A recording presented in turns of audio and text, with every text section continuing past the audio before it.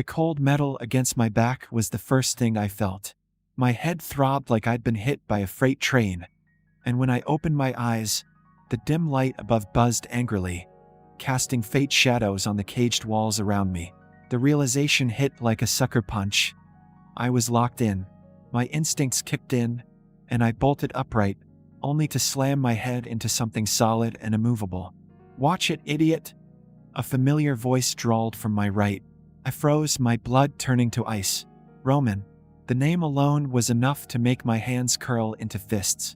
Roman was the one man I never wanted to see, much less share a confined space with. He was everything I hated about the underground world of illegal fighting. Cocky, ruthless, untouchable. I turned to see him sitting lazily against the bars. His long legs stretched out like he owned the place, even in captivity. Blood dripped from his knuckles, smearing the metal floor beneath him.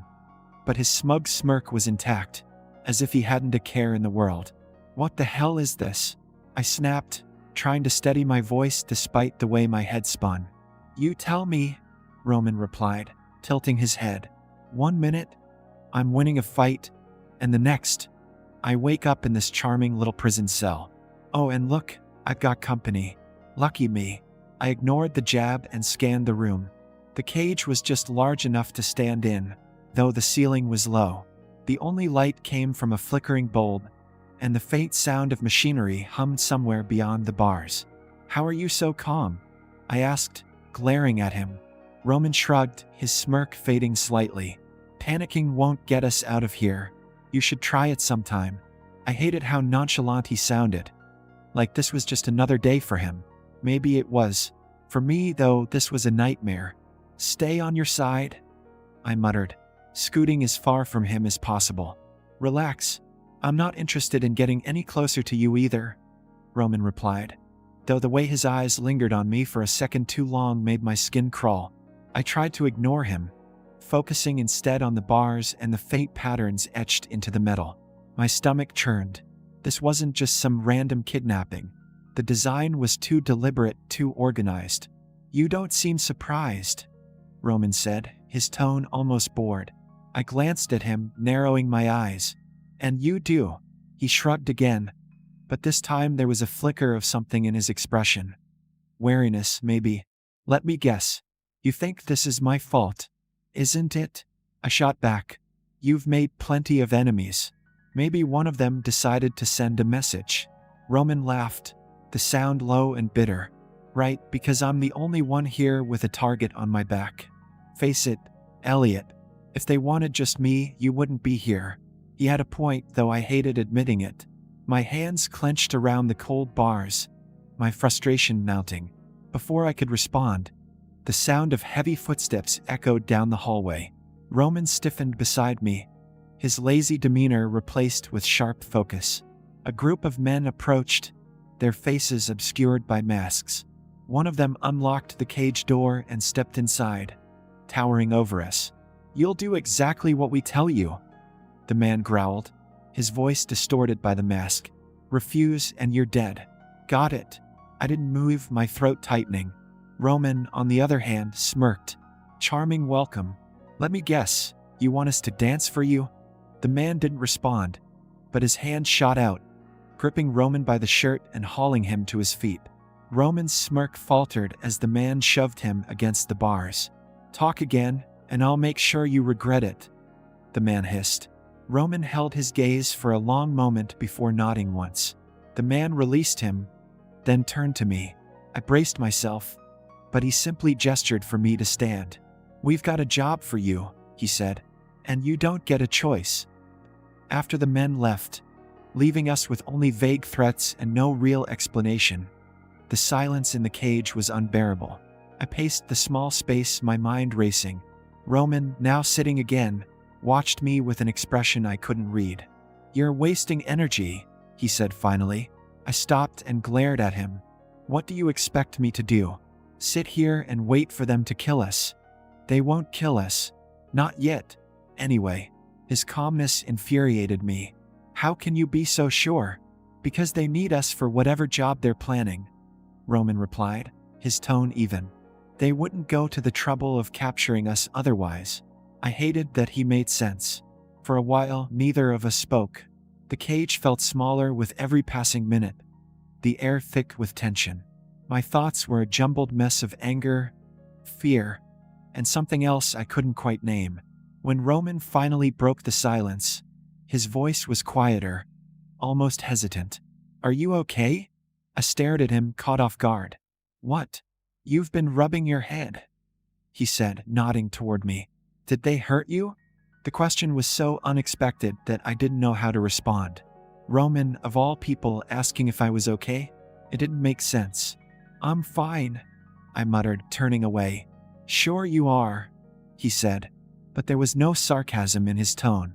I heard him shift, and a moment later, I felt his hand on my shoulder. I froze, the touch sending a jolt through me.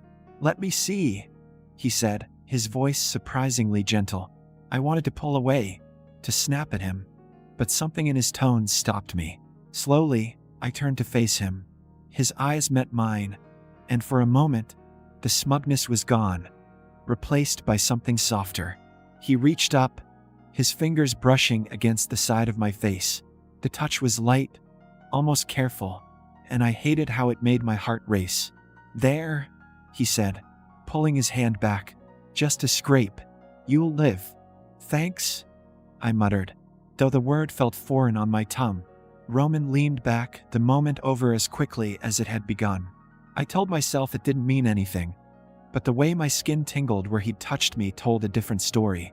I sat down across from him, keeping as much distance between us as the cage would allow.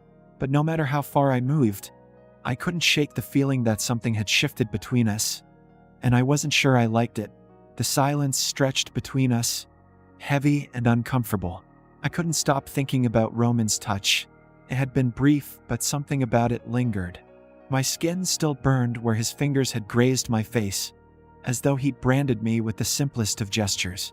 I hated how aware of him I was now. Every slight movement, every breath, every word. I tried to push it away. I had more important things to focus on, like getting out of this hellhole. I shifted, trying to ignore the nagging feeling in the pit of my stomach. The fact that we were in this mess together, the two of us, rivals in every sense of the word, was almost laughable. Roman, the undefeated street fighting champion. Me, the guy who was just trying to survive in a world that didn't seem to care if I lived or died. Yet here we were, locked in a cage like animals, sharing a moment that neither of us had asked for. Roman stretched out his legs, his fingers tapping lightly against the bars. It was a rhythmic sound, steady, almost soothing. If I closed my eyes, I could almost forget we were in a cage. Almost. "So," Roman said after a while, breaking the silence with his usual tone of nonchalance. "How'd you end up here?" I glanced over at him. I hadn't expected him to ask. Roman didn't care about anyone but himself, at least not as far as I could tell. But there was something in his voice. Curiosity, maybe, or just boredom. "None of your business," I muttered, turning my gaze back to the wall. Roman chuckled, the sound light but with a hint of something darker underneath. "Right? Not your business either, I'm sure. But I don't think we're getting out of here unless we talk." "I'm not talking to you," I said, a little more harshly than I meant. Roman didn't seem to care. He just tilted his head and studied me, as if he could see through all my defenses. Pissed me off, but I couldn't look away. There was something about his gaze, something disarming in the way he sized me up. It made me feel vulnerable in a way I hated. "Suit yourself," he said, shrugging. "But sooner or later, you'll have to tell me. If we're gonna get out of here, we need to know what the other's capable of." I didn't respond. I wasn't ready to give him anything. Roman didn't press, though. He simply leaned back against the bars, his arms crossed, and waited. I had no idea what was going through his head, but I wasn't gonna let him in. That's when the door to the cage opened again. My heart skipped a beat as two of the masked men from before stepped in. One of them, the one with the deep voice, gestured for us to stand. "You," he pointed at Roman. "Are first." Roman didn't flinch, didn't even blink. He just stood, his movements smooth and effortless, as though this was just another part of the plan. "Follow us," the man ordered, and Roman complied without a word. I watched them leave, feeling a strange sense of unease settle in my chest. I should have been relieved that Roman was leaving, that I'd have a moment to breathe without him in my face. But instead, a weird pang of something tugged at me. "Your turn," the man said, snapping me out of my thoughts. I stood without protest, following them out of the cage and down a narrow hallway. The concrete floor was cold beneath my feet, and the air smelled stale, like old sweat and oil. We passed a few more cages on the way. Other men, other fighters, their faces hardened by the same kind of life I was trying to escape. Their eyes followed us as we walked by, but no one said anything. Finally, we reached a small room at the end of the hall. It was dark, with a single overhead light casting harsh shadows. The man with the deep voice motioned for me to sit in the metal chair in the center of the room. I obeyed, my mind racing with questions. What the hell did they want from us? What was this job they'd mentioned earlier? The door slammed shut behind me, and I was left alone in the dim light. My pulse quickened. Something felt off. It was then that I realized I wasn't alone after all. The door opened again, and Roman stepped in, looking remarkably calm for someone who had just been dragged off like that. His eyes locked onto mine for a brief second before he turned his attention to the man in charge. "Good," the man said. "Now, let's talk about what we're going to do with you two." Roman stayed silent, arms crossed, his expression unreadable. I, on the other hand, felt the tension in my muscles, every nerve on edge as I waited for whatever came next. The man circled us like a predator sizing up its prey. "Here's the deal," he said, his voice low.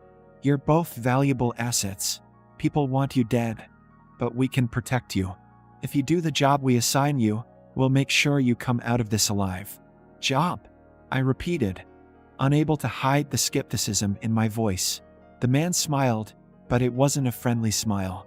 It was cold, calculating. "You'll do something for us in exchange for your freedom. Simple as that. Help us take down someone we want out of the picture, and you walk away with everything you want." Roman raised an eyebrow.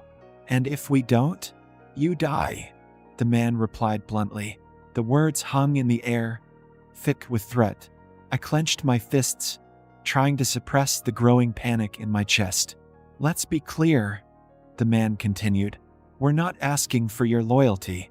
We're offering you a chance to survive. If you refuse, we'll just find someone else to do it. But you won't get another offer." I looked at Roman, expecting him to snap back with some sarcastic comment or snide remark. But he didn't. Instead, he seemed to be considering the offer, weighing his options in silence. "What's the job?" he asked finally, his voice even. The man's smile widened. "You'll find out soon enough. But trust me, you won't want to refuse." With that, the man turned and left, the door slamming shut behind him, leaving me and Roman alone again. I didn't know what I expected. Maybe Roman to explode with anger or demand answers. But instead, he just stood there, his gaze fixed on the door as if lost in thought. I opened my mouth to say something, but nothing came out. I wasn't sure what to think anymore. Part of me wanted to fight back, to push against whatever this was.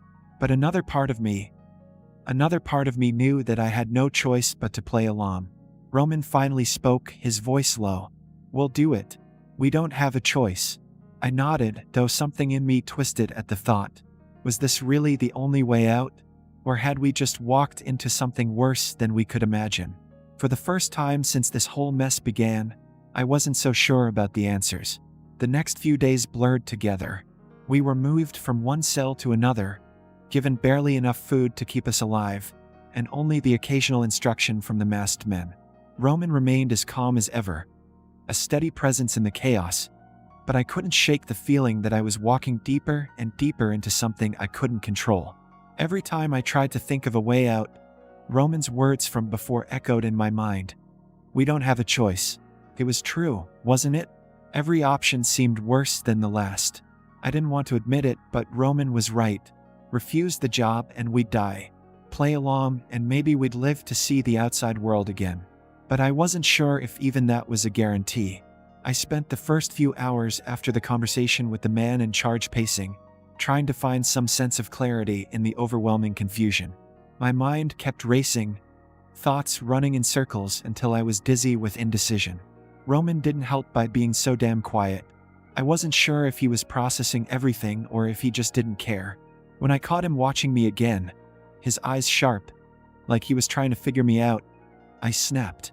"Stop staring at me." Roman raised an eyebrow, his expression entirely too unreadable. "I'm not staring, just observing." "Observing what?" I demanded, frustrated. "I don't need a damn observer." Roman didn't respond immediately. He simply leaned back against the wall, his arms folded across his chest. "Relax, Elliot. I'm not your enemy." That made me pause. The words were so simple, yet they threw me off. It wasn't the kind of thing Roman usually said.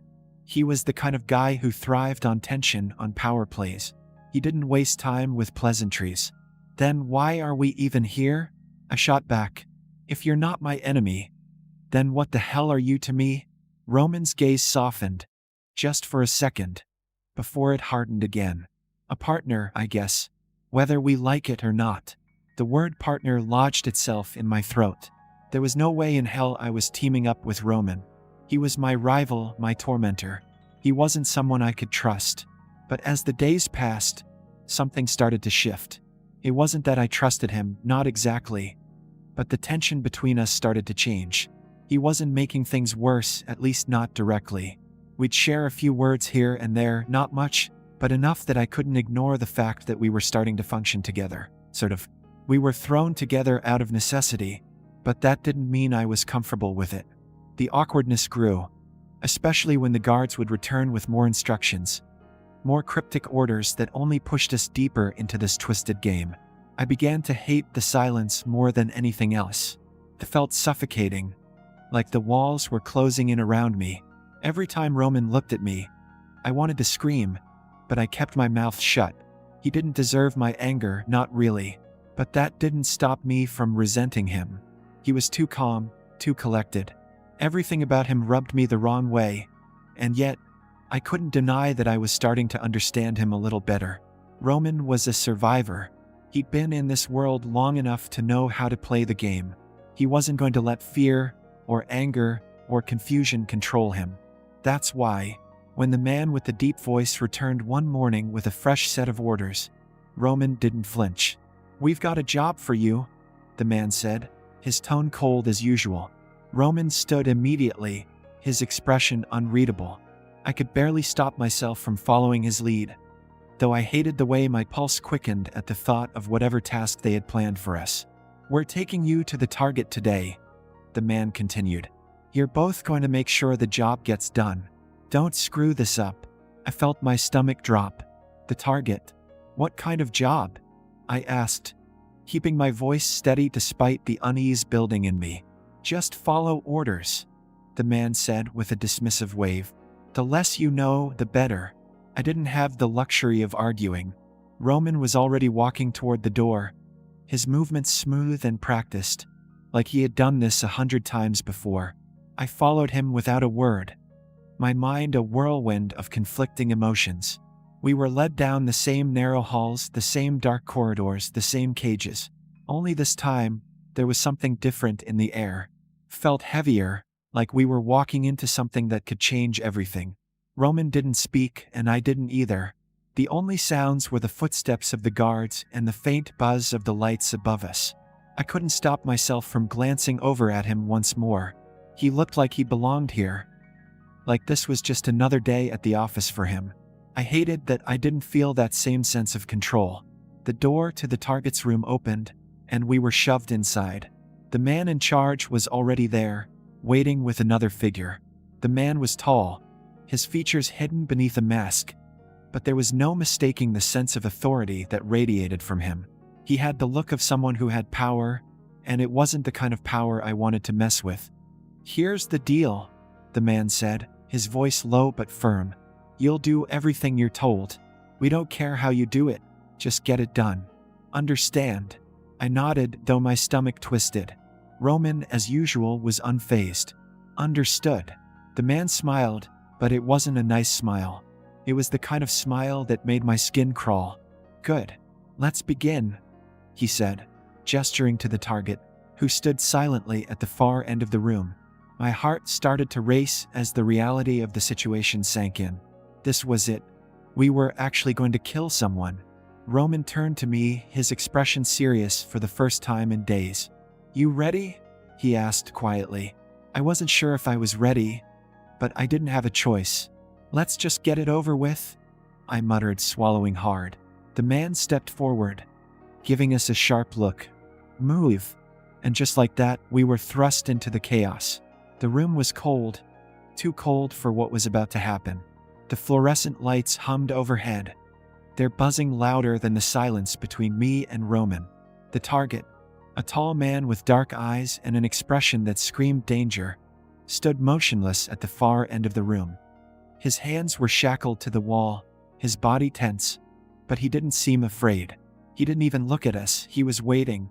I could feel the weight of the gun in my hand, its cold metal pressing into my palm. My fingers tightened around the grip, but my mind was miles away, stuck on the fact that this wasn't supposed to be my life. I wasn't meant to be here, standing in front of a man who was about to die by my hand. I had no experience with this kind of thing, no experience with murder. Yet somehow I was supposed to pull the trigger. I glanced at Roman, who was standing next to me, just out of my peripheral vision. His posture was relaxed, but I could sense the intensity in him. He wasn't fazed by the task ahead.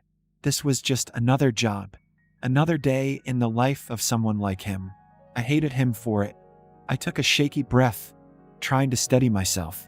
The target's presence loomed over me, and the air felt thick with tension. The man in charge, the one who had orchestrated everything, was standing off to the side, watching us with that same predatory gaze.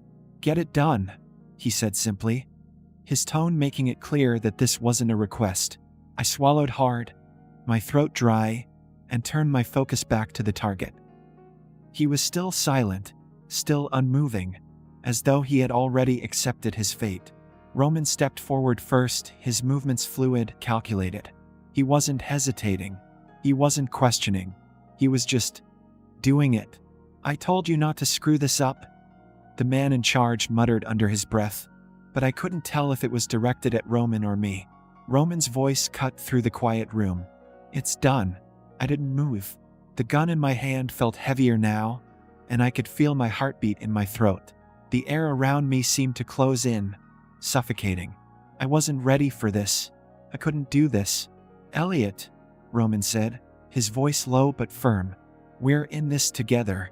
We do this now or we don't walk out of here. I turned to look at him, meeting his eyes for the first time since we entered the room. His gaze was steady, unreadable, but there was something in it, something I couldn't place. Maybe it was reassurance. Maybe it was a command. Maybe it was just him trying to get me to do something I wasn't sure I could. But I didn't have a choice. I stepped forward, the weight of the gun dragging at my arm.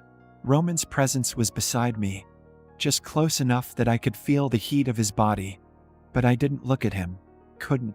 Not now. The target's gaze flickered to me for the first time, and I saw something, resignation, maybe, or just the acceptance of someone who had lived too long in the shadows. He didn't beg. He didn't plead. He just waited. I raised the gun, my finger trembling against the trigger. My mind screamed for me to stop, to turn away, to run. But I couldn't. I was trapped.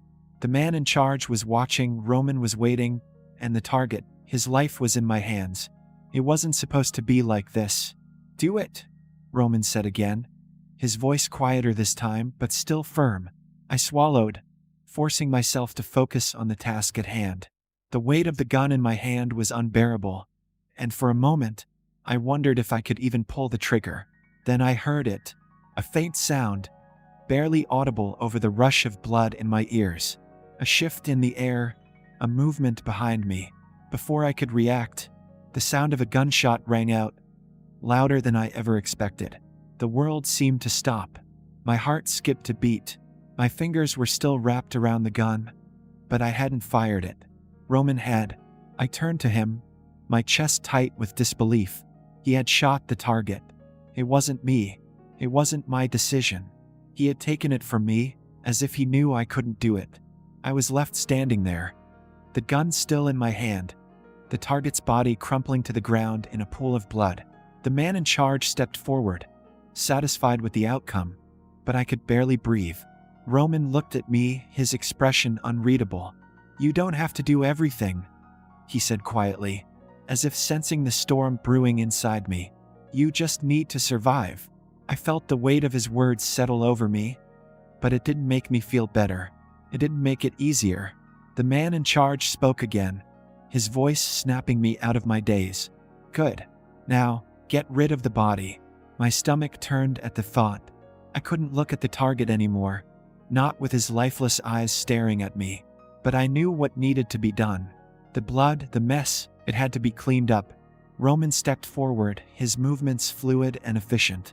He didn't hesitate, didn't show any sign of being disturbed by the gruesome task ahead. He just did it as if it was a normal part of the job. I stood there, frozen for a moment, unable to look away. The body, the blood, the aftermath, it was all so real. It wasn't just a job. It was a life taken, a life I couldn't take back. The man in charge didn't waste any more time. "We'll take you to the next part of the plan," he said, his eyes darting between Roman and me. "Juve Donovan." Roman didn't speak. He just nodded, like he always did, like he had done this 100 times before. I wasn't sure I could keep up with him. The man led us down another hallway, deeper into the compound. I couldn't shake the feeling that something was about to change, something that would push me further into this nightmare. I had already crossed a line I could never uncross. But what came next? Roman walked ahead of me, his back straight, his posture rigid. There was no sign of hesitation in his movements, no sign that anything had affected him. But I could tell something was off. There was a weight in his step now, something I hadn't seen before. I couldn't explain it, but it was like the air around him had shifted. We reached a door at the end of the hall. It opened, and the man with the deep voice was standing there, waiting for us. "You're going to need to work together," he said, his voice carrying a note of finality. "This next step will require both of you, and it won't be easy." I had no idea what he was talking about, but the words sent a chill down my spine. What were we about to walk into now? Roman glanced at me, his gaze cool but somehow more intense. Whatever was coming, we were in this together, whether I liked it or not. The man stepped aside and we entered. The door clicked shut behind us with a finality that made my stomach twist. I could feel Roman's presence beside me, but there was an unease settling in my chest that had nothing to do with the physical closeness. There was something about the room we had entered that didn't sit right. It wasn't the same cold, sterile place we'd been confined to for the past few days. No, this room felt different. Felt like it was meant for something far worse. The man with the deep voice stepped forward, his face still hidden by the mask. There was no warmth in his movements, no sign of emotion. "This next step is crucial. You've both been trained for this. Now you'll be tested." Tested. My heart dropped. I didn't know what he meant by that, but nothing good ever came after words like that. My hand instinctively gripped the edge of the table in front of me, as if steadying myself against the unknown. Roman didn't seem fazed by anything. His eyes were steady, his posture composed. It was the same indifferent expression he always wore, the one that made me wonder just how much of this world he had already seen, already been part of. How many tests had he passed already? The man's voice broke through my thoughts. "You're here to take on a new assignment. It requires both of you." He paused, letting the words sink in. "You'll be working together, but you need to know this isn't going to be easy. There's no going back." I wasn't sure I understood. What did he mean, working together? We hadn't exactly been a team up until now. Everything about our dynamic had been chaotic, fragmented. But I didn't have the luxury of asking questions. The gravity of the situation bore down on me, and I nodded, even though 1,000 doubts flooded my mind. Roman, however, remained silent, as if he had heard this speech 100 times before. It wasn't that he didn't care. It was that he didn't need to say anything. He understood what was expected of him. Unlike me, who was still trying to catch up, still trying to piece together the mess that had become my life. The man with the deep voice gestured to a table against the wall. On it lay several documents, each marked with a seal I didn't recognize. "You're going to need to memorize everything on these files," he continued. "You won't get another chance to review them. Your next mission depends on your ability to execute without hesitation." The cold weight of responsibility settled on my shoulders as I looked at the files. A part of me wanted to back out, wanted to drop everything and walk away. But that was a fantasy, and I knew it. There was no walking away from this. Not now. Roman stepped forward before I could, his eyes already scanning the files. He didn't hesitate. He didn't flinch. It was like he had been here before, like this was just another routine. I glanced down at the papers, trying to make sense of the words. But my brain wasn't cooperating. The more I read, the more I realized I had no idea what any of it meant. Names, places, dates.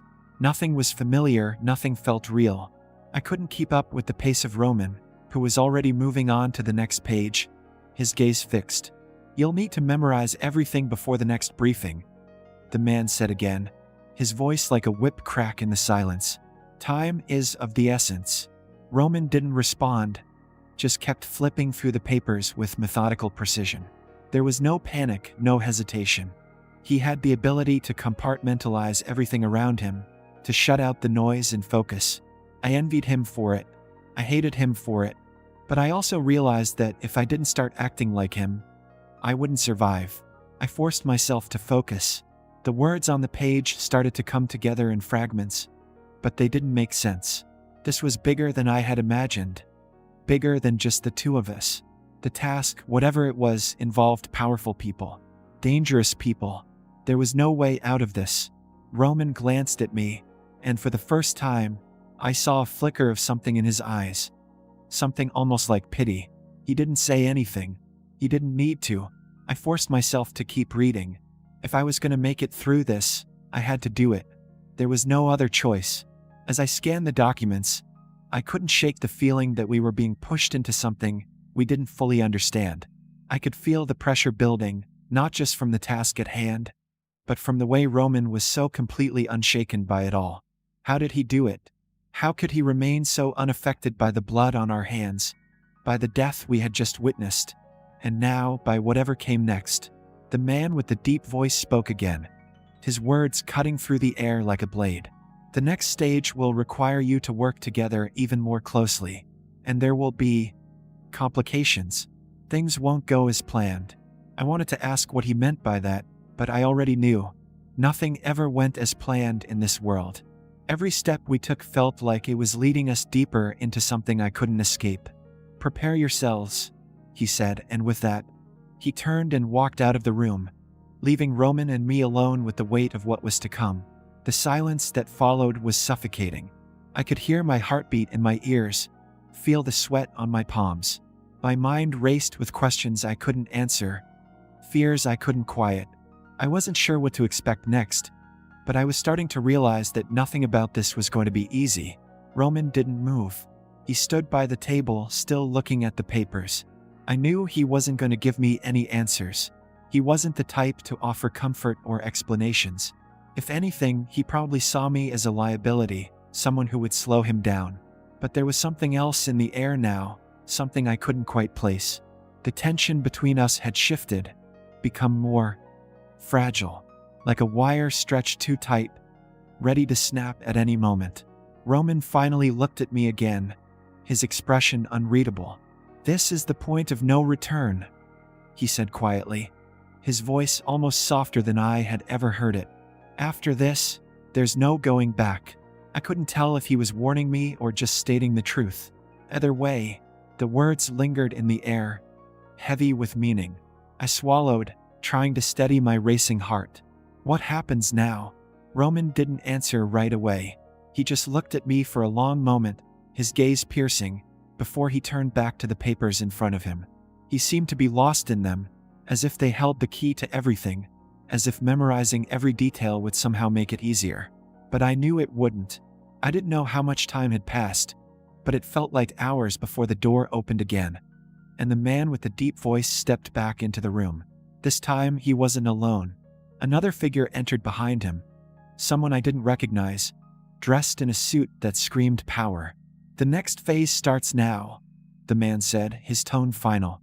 "Get ready." I was about to ask what that meant when the suited man stepped forward, locking eyes with me. His gaze was cold, calculating. "You're going to need to do exactly as you're told," he said, voice low. "We're not here to play games. We're here to win." Something shifted inside me. This wasn't just about survival anymore. It was about something much bigger. But the question was, what was I willing to sacrifice to win? Roman stepped forward, no hesitation in his movements, and I followed. There was no other choice. The air in the room felt dense, like it was filled with smoke, and yet, there was no fire. I couldn't see the threat, but I could feel it pressing in from all sides. Every movement, every breath, felt like a wrong step might send everything tumbling down.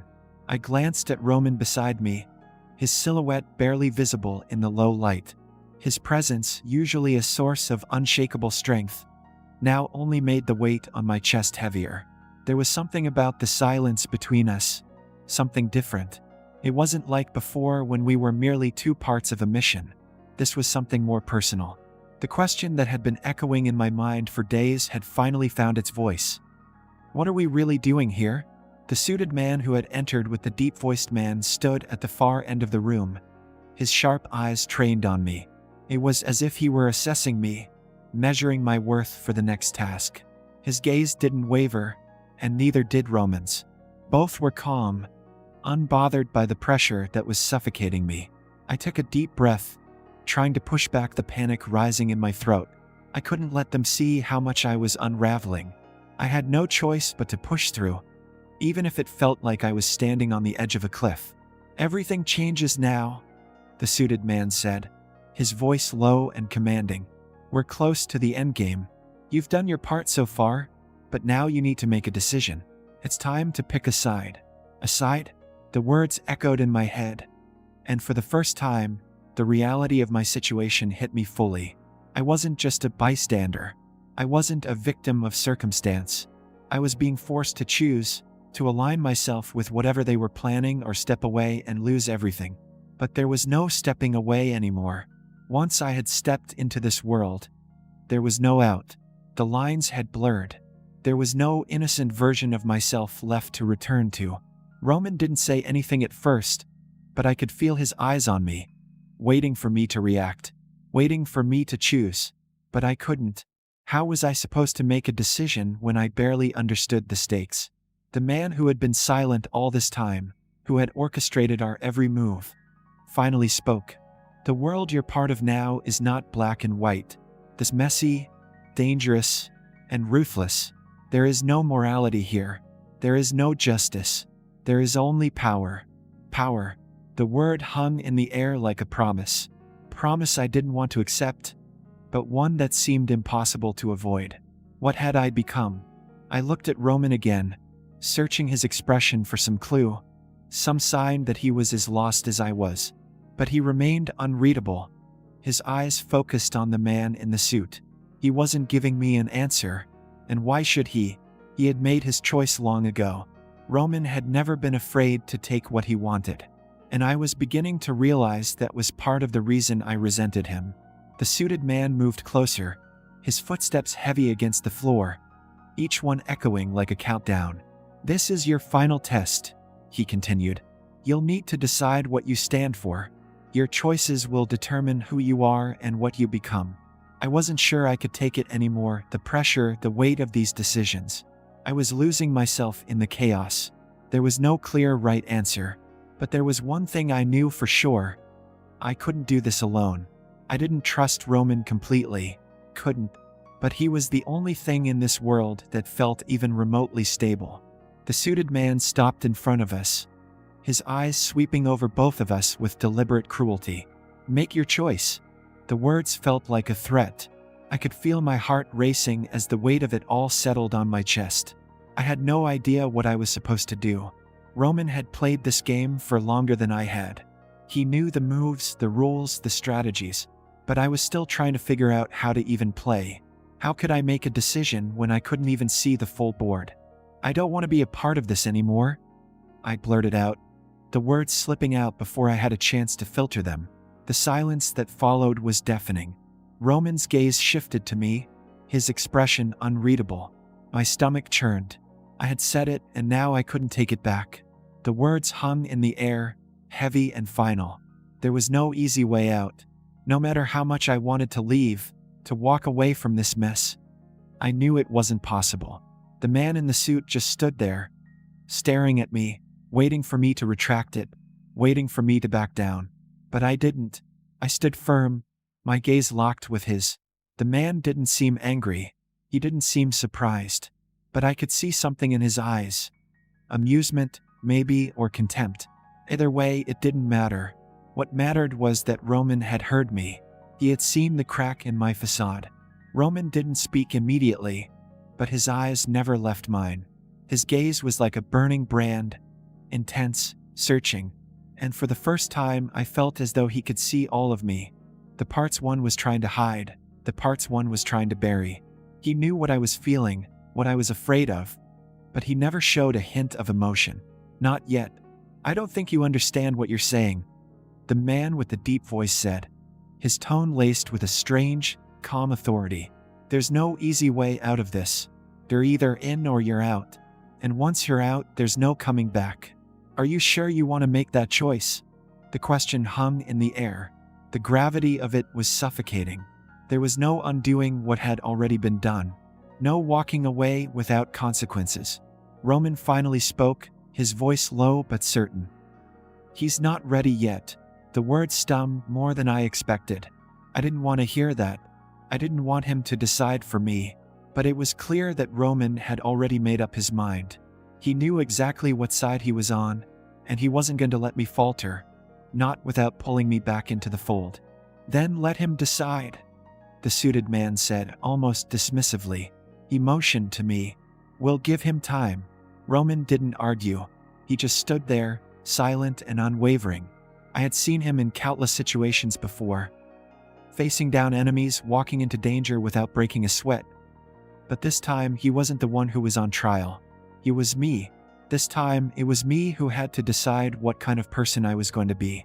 The man turned to leave, his footsteps echoing in the stillness. "Make your choice," he repeated, his voice growing fainter as the door clicked shut behind him. I was left standing in the room with Roman, the silence between us stretching out, suffocating. I didn't know what to say. I didn't know what to do. I had always been the one reacting, the one trying to keep up with Roman, trying to make sense of his world. But now, for the first time, I was forced to confront the truth. I was in too deep. There was no easy way out. "I didn't ask for this," I whispered, the words almost lost in the tension. My voice felt weak, but it was the only thing I could say. Roman didn't answer right away. He just stepped closer, his gaze softer now, but still unwavering. He placed a hand on my shoulder, a gesture that was oddly comforting and yet full of meaning. "No one ever does," he said quietly. The weight of the decision pressed down on me harder than ever. Couldn't turn back. I couldn't undo what had been done, but I could choose who I became from this moment forward. I looked at Roman again, his face an enigma. As always, he had made his choice long ago, and somehow I was still trying to find mine. In the end, I realized there was no right answer, only what I was willing to live with. The door clicked open again, and I felt the finality of it. Whatever was waiting on the other side, I would have to face it. There was no running from it anymore. Roman gave me one last look before turning toward the door, his voice low. "Let's go." And with that, we walked out of the room, not knowing what would come next, but knowing without a doubt that we were both in this to the end, whatever the cost.